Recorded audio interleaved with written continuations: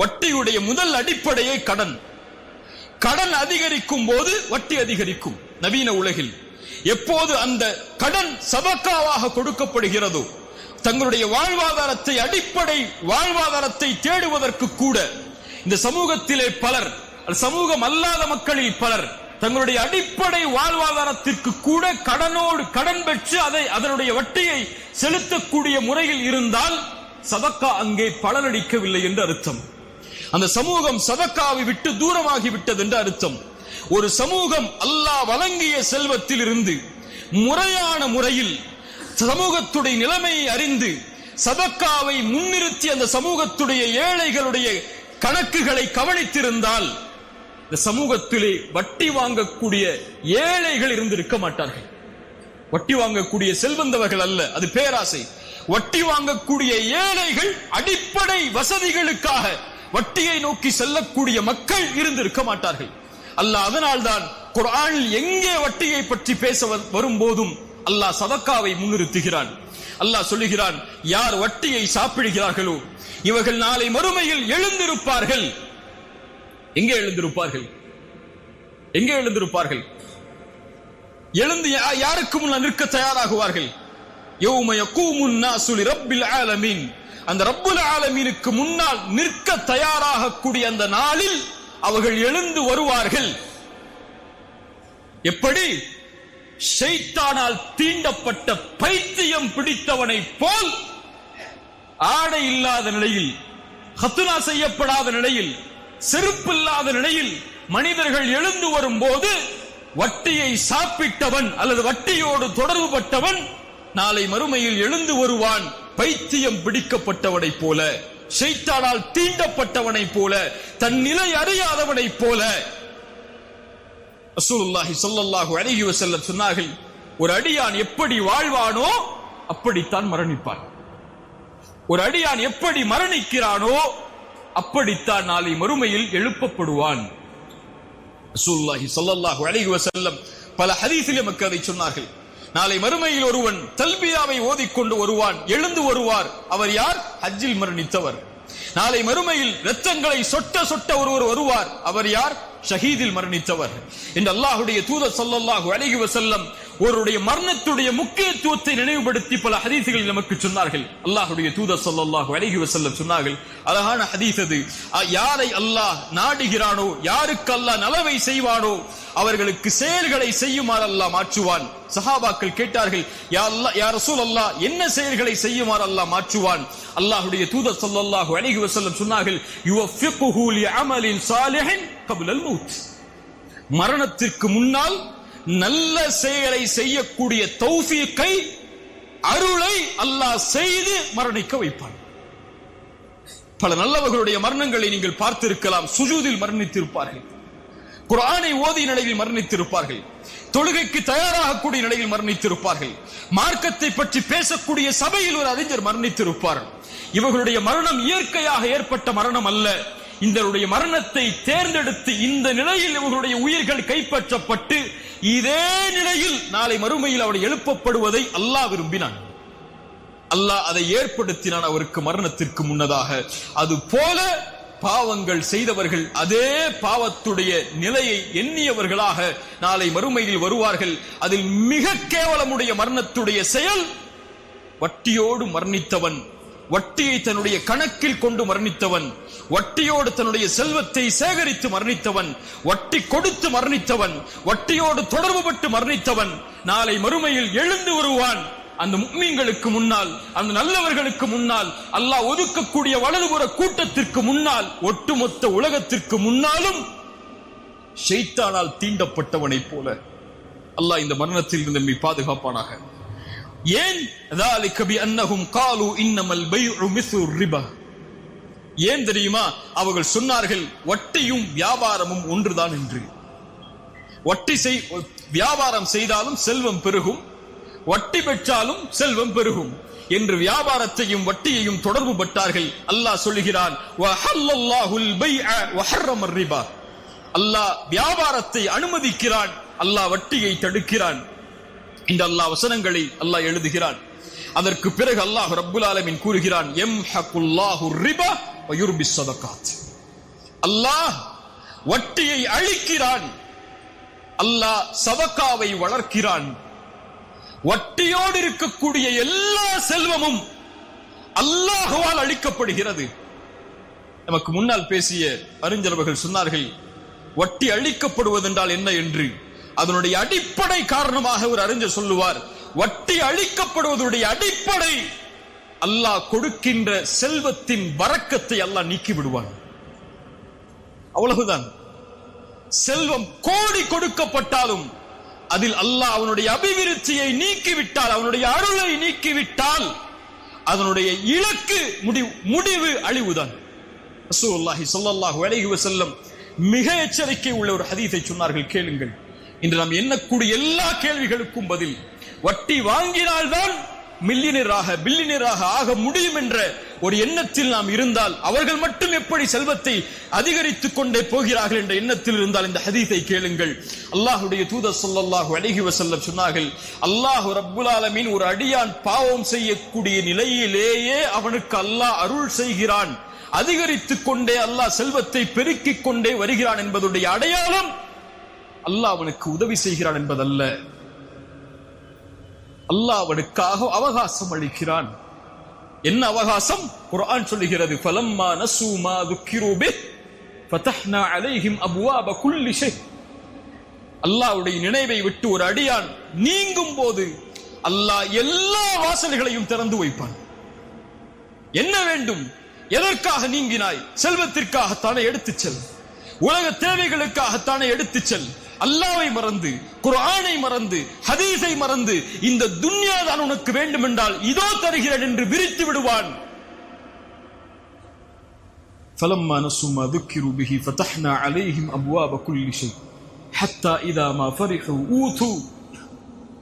அவர்கள் அல்லாஹ் கொடுத்ததிலிருந்து நிம்மதியோடு இருக்கும் போது அகத்னாஹும் பக்தா, திடீரென அல்லாஹ் பிடித்துக் கொள்வான். அதற்கு பிறகு அவர்கள் நஷ்டவாளிகளாக ஆகிவிடுவார்கள் என்று அல்லாஹ்வுடைய தூதர் ஸல்லல்லாஹு அலைஹி வஸல்லம் அந்த செய்தியை கூறிவிட்டு எமக்கு எச்சரிக்கை சொன்னார்கள். யம்ஹகுல்லாஹு ரிபா வ யுர்பிஸ் ஸதகாத். அல்லாஹ் ரப்புல் ஆலமீன் வட்டியை அழிக்கிறான், சதகாவை அல்லாஹ் வளர்க்கிறான். வட்டி எந்த செல்வத்தில் சேருகிறதோ அது உயர்வது போல் இருந்தாலும் அதை அல்லாஹ் அழித்து விடுவார் ஒரு நாள்.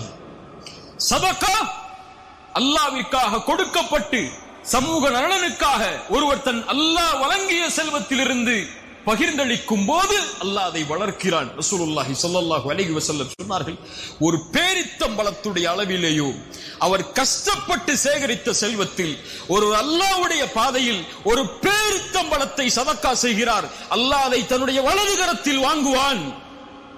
எப்படி நீங்கள் ஒரு குதிரை குட்டி ஈன்றால் அதை வளர்ப்பீர்களோ அது போன்று அல்லாஹ் வளர்த்து உஹதுடைய மலையளவு கூலியாக நாளை மறுமையில் அல்லாஹ் உங்களுக்கு அதை தருவான் என்று அல்லாஹ்வுடைய தூதர் ஸல்லல்லாஹு அலைஹி வஸல்லம் சொன்னார்கள். யுர்பிஸ் ஸதகாத், அல்லாஹ் சதகாவை வளர்க்கிறான். கொடுங்கள், அல்லாஹ் கொடுப்பான்.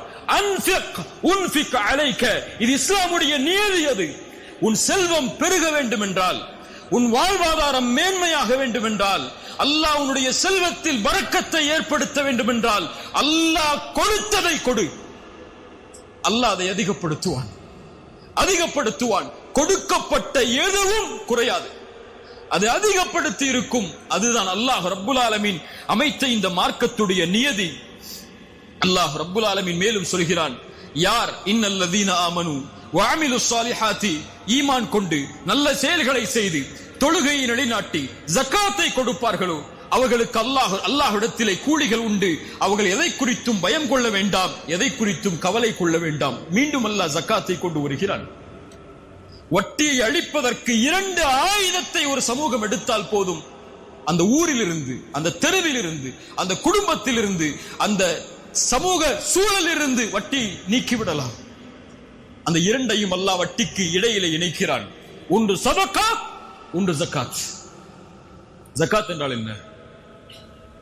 சமூகத்தில் வாழக்கூடிய பலருக்கு ஜகாத் என்றால் என்னவென்று தெரியாது. முதல் எப்படி ஜகாத்தை கணக்கிட வேண்டும் என்று கூட தெரியாது அவர்களுக்கு.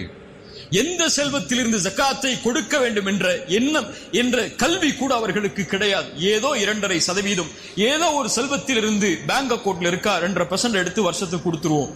இதுதான் அவர்களுக்கு உள்ள பலருடைய அறிவு. இல்ல மஷா அல்லாஹ், அல்லாஹ் பாதுகாத்தவர்களை தவிர முறையான முறையில் இந்த சமூகத்திலே செல்வம் உள்ளவர்கள் ஏராளம் ஏராளம். முறையான முறையில் ஜக்காத்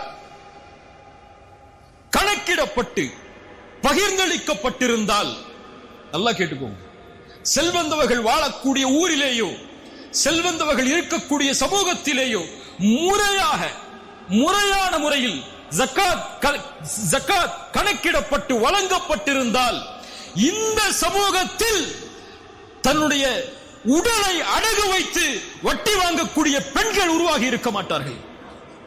இந்த சமூகத்தில் வட்டிக்காக மரணித்த ஒரு ஏழை இருந்திருக்க மாட்டார்.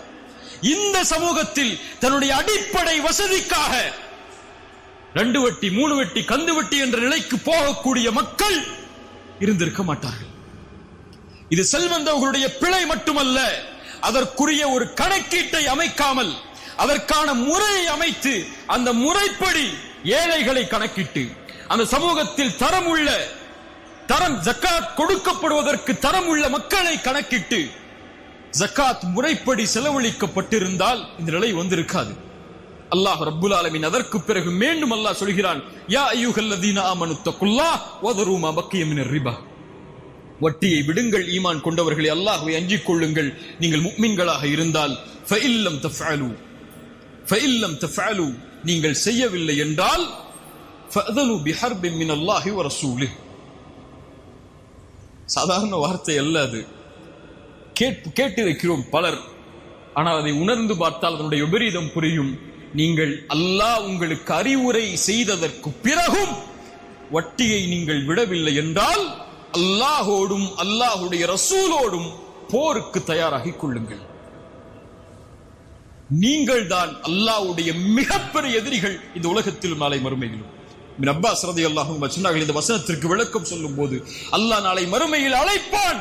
அல்லாஹ் அவருடைய படையோடு போருக்கு தயாராகிவிட்டான். வட்டி வாங்கியவர்கள் தங்களுடைய ஆயுதங்களை எடுத்து போருக்கு தயாராகிக் கொள்ளுங்கள் அல்லாஹோடு என்று. எப்படி போரிட முடியும்? எதை கொண்டு அல்லாஹ்விற்கு முன்னால் நிற்க முடியும்? அல்லாஹ்வுடைய எதிரிகள் நாளை மறுமையில் அல்லாஹ்வை எப்படி சந்திக்க முடியும்? அல்லாஹ்வின் சந்திதானத்திலே அவனுக்கு முன்னால் நின்று எப்படி கண்ணியத்தோடு பதில் சொல்ல முடியும்? எப்படி வலதுகரத்துடைய ஏடுகளை பெற முடியும்? எப்படி சொர்க்கத்தை அல்லாஹ்விடத்திலே கேட்க முடியும் நாளை மறுமையில்? ஃபஅதனு பிஹர்பின் மினல்லாஹி வ ரசூலிஹ். அல்லாஹ்வோடும் அல்லாஹ்வுடைய ரசூலோடும் போருக்கு தயாராகிக் கொள்ளுங்கள். இந்த அல்லாஹ் ரப்புல் ஆலமீன் அந்த வட்டியுடைய எச்சரிக்கையுடைய வசனங்களை முடிக்கிறான். அல்லாஹ்வுடைய தூதர் ஸல்லல்லாஹு அலைஹி வஸல்லம் சொன்னார்கள், அல்லாஹ்வுடைய ரசூல் ஸல்லல்லாஹு அலைஹி வஸல்லம் சபிக்கிறார்கள். சபிப்பவர்கள் யார்? யார் சபிப்பது? யார் சபிப்பது? முஹம்மது ரசூலுல்லாஹ் ஸல்லல்லாஹு அலைஹி வஸல்லம் அவர்களுடைய சாபம் உண்டாகிறது. யாருக்கு? வட்டியை வாங்குபவருக்கு. யாருக்கு? வட்டியை கொடுப்பவருக்கு. யாருக்கு? வட்டிக்கு கையெழுத்திடுபவருக்கு, எழுதுபவருக்கு. யாருக்கு? வட்டிக்கு சாட்சியாக இருப்பவருக்கு.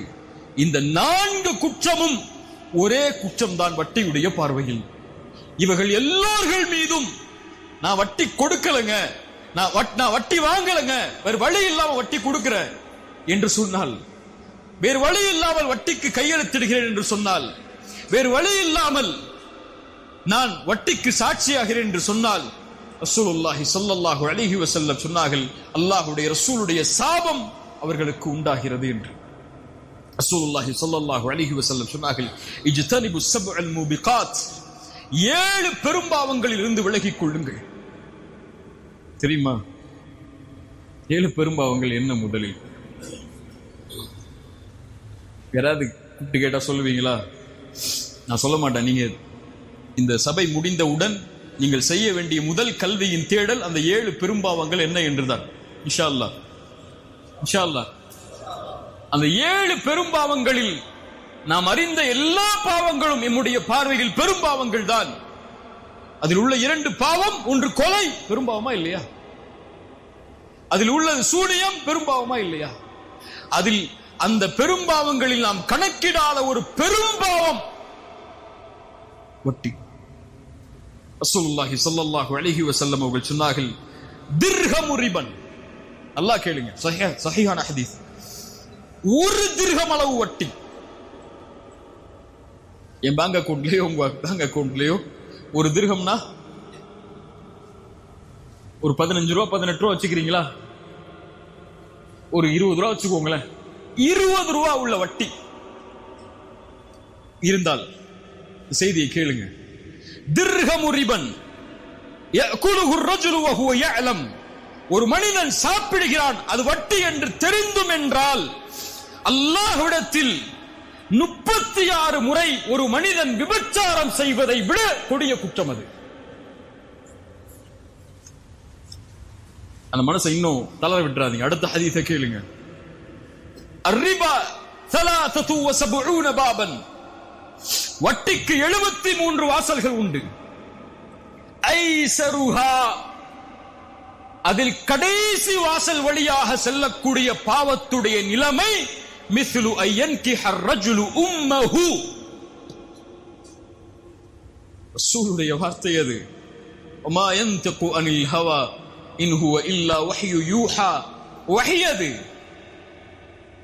வட்டியுடைய 73 வாசல்களில் கடைசி வாசல் வழியாக ஒரு அடியான் நுழைவது தன் தாயை திருமணம் செய்வதற்கு சமம். எந்த சமூகம் வட்டி கொடுக்கிறது தெரியுமா? எந்த சமூகம் வட்டி வாங்குகிறது தெரியுமா? குறிப்பாக ஏழை முஸ்லிம்கள் வசிக்கக்கூடிய இடங்களில் சென்று அவர்களுடைய நிலைமையை கொஞ்சம் கேட்டு பாருங்கள். நீங்க போய் கீழக்கரை காயல்பட்டணும்னு பணக்கார முஸ்லிம்கள் வசிக்கக்கூடிய இடத்துல போய் கேட்காதீங்க. இங்க இருக்கிற திருவல்லிக்கேணி, அங்க ஏழை குடும்பங்கள் அந்த குப்பங்கள்ல வாழ்றாங்கல்ல, அந்த குடிசைகள்ல வாழ்றாங்கல்ல, அந்த முஸ்லிம் குடும்பங்கள்ல வட்டி வாங்காதவங்க யாருன்னு கேட்டு பாருங்க. போய் இந்த புதுப்பேட்டைக்குள்ள உள்ள போய் அந்த குடிசைகள் இருக்கக்கூடிய இடம் அல்லது ஏழை முஸ்லிம்கள் வாழக்கூடிய இடத்துல போய் கேட்டு பாருங்க. அங்க வட்டி கொடுக்கக்கூடியவங்க யாருன்னு கேளுங்க. சுப்ஹானல்லாஹ். ரசூலுல்லாஹி ஸல்லல்லாஹு அலைஹி வஸல்லம் சொன்னார்கள் இந்த ஹதீஸை எமக்கு. ரசூலுல்லாஹி ஸல்லல்லாஹு அலைஹி வஸல்லம் மேலும் சொன்னார்கள், என்னை அழைத்து சென்றார்கள். அப்போது நரகத்தை பார்த்தேன். அந்த நரகத்திலே நரகத்துடைய ஒரு ஆற்றில் இரத்தம் முழுவதும் கலக்கப்பட்டிருந்தது. அந்த இரத்த ஆற்றில் ஒருவர் நீந்திக் கொண்டே வந்தார். ஒரு மலக்கல்லை கொண்டு எரிந்து அவர் கரையை அடையும் போது மீண்டும் துரத்தினார். மீண்டும் சென்றார் உள்ளே, மீண்டும் வந்தார். கல்லை கொண்டு எரியப்பட்டது, துரத்தப்பட்டது, மீண்டும் சென்றார். இதே நிலை இவருக்கு மறுமை வரை தொடரும் என்று அறிவிக்கப்பட்டது. ஏன்? இவர் வட்டியில் மூழ்கி இருந்தார். வட்டி என்பது ஏழைகளுடைய ரத்தம். அந்த இரத்த ஆற்றில் நாளை மறுமையில் இவர் மிதப்பார். ரசூலுல்லாஹி ஸல்லல்லாஹு அலைஹி வஸல்லம் அவர்கள் அந்த எச்சரிக்கையை நமக்கு சொன்னார்கள். அல்லாஹ் ரப்புல் ஆலமீன் அவனுடைய புத்தகம் அல் குர்ஆனிலே அல்லாஹ் எமக்கு இந்த செல்வத்தை பகிர்ந்தளிக்கக்கூடிய முறைகளை அல்லாஹ் எமக்கு வழங்குகிறான். அதில் நபிமார்களுக்கு அல்லாஹ் செல்வத்தை அல்லாஹ் கொடுத்ததுடைய காரணத்தை அல்லாஹ் சொல்லும் போது அது செல்வந்தவர்களுக்கு மட்டும் ஒதுங்கிவிடக் கூடாது, அது ஏழைகளுக்கும் பகிர்ந்தளிக்கப்பட வேண்டும் என்பதற்காகத்தான் நபிமார்களே உங்களுக்கு செல்வத்தை கொடுத்தேன் என்று அல்லாஹ் குர்ஆனிலே சொல்லுகிறான். அந்த செல்வந்தவர்கள் செல்வந்தவர்களாக ஆகி ஏழைகள் ஏழைகளாக மாறுவதுடைய அடிப்படை இந்த வட்டி. அந்த அடிப்படையில் அல்லாஹ்வுடைய தீன் இதை முழுவதுமாக தடை செய்கிறது. இதனுடைய சுவாச காற்றை சுவாசிப்பதை கூட அல்லாஹ்வுடைய மார்க்கம் எமக்கு தடையாக கூறுகிறது. ஆனால் வட்டி இல்லாமல் எப்படி நான் மேம்படுவது? எப்படி நான் செல்வத்தை சேகரிப்பது? எப்படி இந்த உலக நவீன தொடர்புகளில் வங்கிகளுடைய வட்டிகள் இல்லாமலோ அல்லது நான் வாங்க விரும்பக்கூடிய ஒரு பொருளை எனக்கு அந்த செல்வம் இல்லையே, அந்த செல்வத்தை நான் சம்பாதிக்கக்கூடிய வசதி இல்லாத முறையில் இது போன்ற வட்டிகளுடைய கணக்குகளில் இஎம்ஐக்களில் நுழைந்தால்தான் அந்த பொருளை வாங்கக்கூடிய நிலைமை என்னுடைய செல்வத்தில் இருக்கும் போது நான் எப்படி வட்டியில் இருந்து விலகி இருக்க முடியும் என்ற கேள்வி எல்லோருடைய உள்ளத்திலும் உண்டு. அப்படியா இல்லையா? கிரெடிட் கார்டு யூஸ் பண்ணாதவங்க, இஎம்ஐ பே பண்ணாதவங்க யாருன்னு கையை உயர்த்தினா கை கொஞ்சம் தான் கீழே இருக்கும். அது எல்லாருக்கும் தெரியும். இல்ல மாஷா அல்லாஹ், அல்லாஹ் பாதுகாத்தவர்களை தவிர எல்லாருடைய மொபைல், நீங்க போட்டோ எடுக்கக்கூடிய மொபைல் எல்லாம் எத்தனை இஎம்ஐல இருக்குது, அல்லது நீங்க வாங்கி வச்சிருக்கக்கூடிய வீட்டுடைய பொருட்கள் எல்லாம் எத்தனை இஎம்ஐ இருக்குது, மாசம் மாசம் உங்களுடைய சேலரியில இருந்து எத்தனை இஎம்ஐ போய்கிட்டு இருக்குது உங்களுடைய வங்கி கணக்கில் இருந்துங்கன்னு சொல்லி இங்க எல்லாருக்குமே தெரியும். அப்படியா இல்லையா? இல்ல மாஷா அல்லாஹ், ஒரு முஸ்லிமுடைய சிந்தனையை மாற்றினால் இந்த நிலை மாறும். அல்லாஹ்விற்காக. யாருக்காக? யாருக்காக? எங்க அம்மா அப்பாக்காக அல்ல, என்னுடைய மனைவிக்காக அல்ல, என்னுடைய குழந்தைகளுக்காக அல்ல, என் ரப்புக்காக. இது போன்ற வட்டியிலிருந்து விலகக்கூடிய காரியத்தை நான் செய்கிறேன் என்று நீங்கள் வாக்கு கொடுத்தால், நீங்கள் ஆசைப்பட்டு வாங்க நினைத்த பொருளுடைய எண்ணிக்கையில் விபரீதம், நீங்கள் ஆசைப்பட்டு வாங்க நினைத்த பொருளுடைய எண்ணிக்கையில் அபிவிருத்திகளை அல்லாஹ் ஏற்படுத்தி அளவிட முடியாத செல்வத்தை அல்லாஹ் கொடுப்பான். உங்களை பொறுத்த வரைக்கும் 1 லட்சம் ரூபாய் மொபைல் நான் எப்படி வாங்க முடியும் என்றிருந்தால் அல்லாஹ்வுடைய கஜானாவை என்ன நினைத்தீர்கள்? ஒரு ஹராமில் இருக்கக்கூடிய ஒரு மனிதனுக்கு அல்லாஹ் வாழ்வாதாரத்தை கொடுத்து அவனை அல்லாஹ் அழிக்கும் போது, ஹராமில் ஹலாலில் வாழ வேண்டும் என்று எண்ணக்கூடிய ஒரு முஃமினுக்கு அல்லாஹ் வாழ்வாதாரத்தை கொடுத்து அவனை மேன்மைப்படுத்த மாட்டானா? அல்லாஹ்வை அப்படியா நீங்கள் கணக்கிட்டு வைத்திருக்கிறீர்கள்? எனக்கு 20,000 தான் சம்பளம், நான் எப்படி 2 லட்சம் ரூபாய் பொருளை வாங்க முடியும்? நீங்க 2 லட்சம் வாங்கவே முடியாதுன்னு உங்க மைண்ட்ல வச்சிருக்கீங்க. அல்லாஹ் உங்களுக்கு அந்த லட்சங்களை கொடுக்க மாட்டானா இன்னி வச்சிருக்கீங்க? ரசூலுல்லாஹி ஸல்லல்லாஹு அலைஹி வஸல்லம் சொன்னார்கள், மனிதர்கள், ஜின்கள், பறவைகள் என எல்லோரும் அல்லாஹ் படைத்ததில் முதல் இறுதியானவர் வரை எல்லோரும் ஒரு மைதானத்தில் ஒன்று கூடி அல்லாஹ்விடத்தில் அவங்களுடைய தேவைகளை முன்வைத்து எல்லோருடைய தேவைகளை அல்லாஹ் நிறைவேற்றினாலும், ஒரு கடலின் ஊசியை முக்கி நுழைத்தால் அந்த கடலின் நீரில் இருந்து அந்த ஊசி எந்த நீரை குறைத்திருக்குமோ அந்த அளவு கூட அல்லாஹ்வின் கஜானாவில் இருந்து குறைந்திருக்காது. எந்த கஜானாவை நம்பி நீங்க லோன் வாங்குறீங்க? எந்த கஜானாவை நம்பி இஎம்ஐக்கு போறீங்க? எந்த கஜானாவை நம்பி நீங்க உங்களுடைய வாழ்வாதாரத்தை மேன்மைப்படுத்த வேண்டும் உடனே என்று எண்ணுகிறீர்கள்?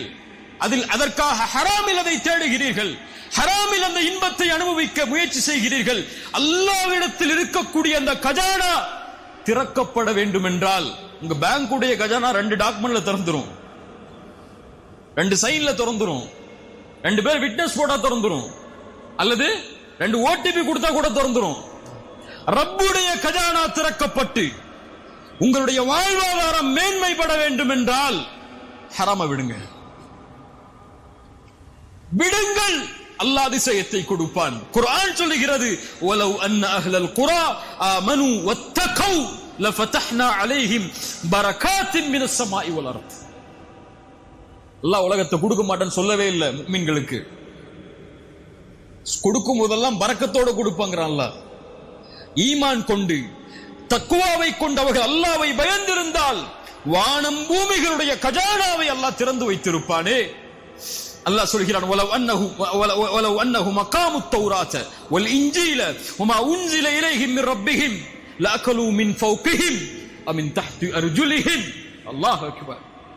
குர்ஆன் பேசுகிறது, அவர்கள் தௌராத்தையும் இன்ஜீலையும் நிலைப்படுத்தி முன்னால் இறக்கப்பட்ட வேதங்களை பின்பற்றி இருந்தால் அவர்கள் சாப்பிட்டிருப்பார்கள். மின் ஃபௌகிஹிம் மேலிருந்து, வ மின் தஹ்தி அர்ஜுலிஹிம் கீழிருந்து.